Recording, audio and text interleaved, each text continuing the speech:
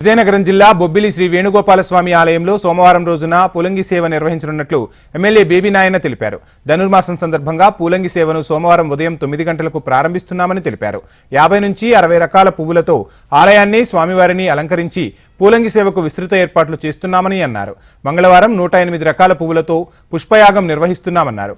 పూలంగి సేవ పుష్పయాగాన్ని జయప్రదం చేయాలని భక్తులను బేబీ నాయన కోరారు. మన బొబ్బిలి ప్రాంత ఎలవేల్పు మన రక్షకుడు రుక్మిణి సత్యభామ సమేత శ్రీ వేణుగోపాల స్వామి వారి యొక్క పూలంగి సేవ రేపు సోమవారం 6వ తారీఖున జరిపించడానికి పెద్దలు శ్రీ శ్రీ శ్రీ శ్రీమన్నారాయణ రామచంద్ర స్వామి వారి యొక్క మంగళా శాసనాలతో కోవిలి అర్చక పరివారం పండితులు నిర్ణయించడం జరిగింది. ఏటాలాగే సుమారు 15,000 మంది భక్తులకి తీర్థ ప్రసాదాలు, సౌకర్యాలు, క్యూ లైన్లు అన్ని కూడా ఏర్పాటు చేయడం జరుగుతుంది. నా ముఖ్య విజ్ఞప్తి ఏంటంటే ఉదయం మన బొబ్బిలి ప్రాంత ఇవి ఇప్పటివరకు ఉన్న న్యూస్ అవర్ అప్డేట్స్ చూస్తూనే ఉండండి. హెచ్ఎం టీవీ, వార్త ఆగదు, నిజం.